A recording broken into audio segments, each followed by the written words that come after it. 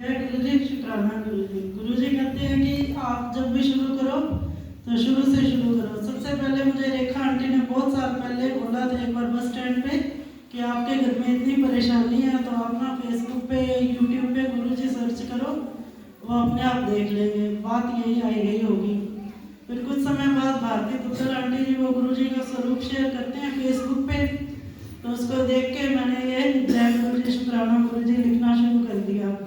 और पिछले साल अक्टूबर से मैं यहाँ आने लगी हूँ।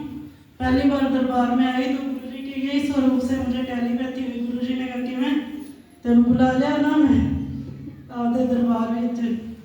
फिर उससे एक हफ्ते बाद अगले संडे को आई तो भारती दुग्गल आंटी है वो मुझे बोली कि कैसे भैया की तबीयत कैसे है। तो वो बहुत ज़्यादा बीमार थे, तो उनकी तरफ देख के मेरा रोना आ गया। और फिर ना एकदम ही वो गुरु जी का वो भजन चल गया कि ताती बाओ न लागे जी पार ब्रह्म शरणाई, चौगिर्द हमारे राम की दुख लागे ना भाई। तो मुझे लगा भी हाँ अब ये ठीक हो जाएंगे। तो उसके बाद उनकी तबीयत में काफ़ी सुधार था। जब वो यहाँ आए थे तो राकेश अंकल ने बोला कि उनको आप गुरु जी के दरबार में ले जाओ। पहली बार जब आए तो सेवादार उनको बहुत मुश्किल से उठा के लेके आते थे। आज वो गाड़ी चला के आते हैं और उनके साथ में आती हूँ। अभी 2 सालों से मैं अपने ट्रांसफ़र के लिए ट्राई कर रही थी। पहले कांग्रेस सरकार में बीडी कल्ला जी मंत्री थे, वो शिक्षा मंत्री के पास भी मैं ट्रांसफ़र के लिए अपनी एप्लीकेशन लेके गई कि मैं कैंसर पेशेंट हूँ, मेरा ट्रांसफ़र कर दिया जाए। तो उन्होंने कहा भाई अब तो आपका ट्रांसफ़र हो ही नहीं सकता, बहन है। और उसके बाद फिर साल बाद जो शिक्षा मंत्री हैं मदन दिलावर जी, उनके पास भी सितंबर में मैं जाके आई। उन्होंने भी आश्वासन दिया पर कुछ नहीं हुआ। फिर पता नहीं गुरु जी ने कैसे मुझे दिमाग में ये बात डाली कि आप कोर्ट केस लगाओ। तो कोर्ट केस लगाया तो 10 दिनों के अंदर अंदर वो कोर्ट केस का डिसीजन आ गया। जज ने ये डायरेक्टर को कहा कि आप इनका 30 दिन के अंदर ट्रांसफ़र कर दो। तो 30 दिनों के अंदर वो ट्रांसफ़र करना था।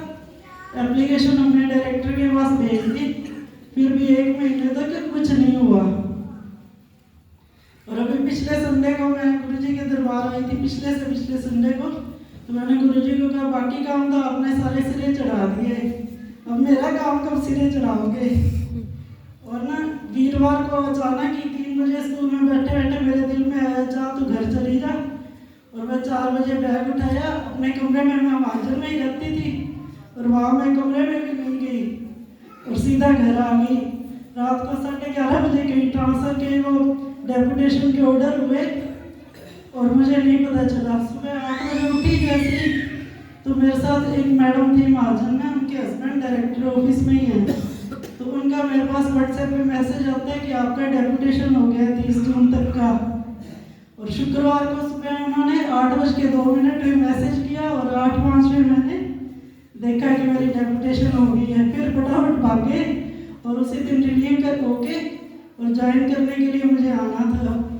और जैसे ही आई तो एक बैंक का काम था, वहाँ मैं गई तो एक बहुत सुंदर सी सफ़ेद रंग की गाय हमारे घर के आके खड़ी हो गई।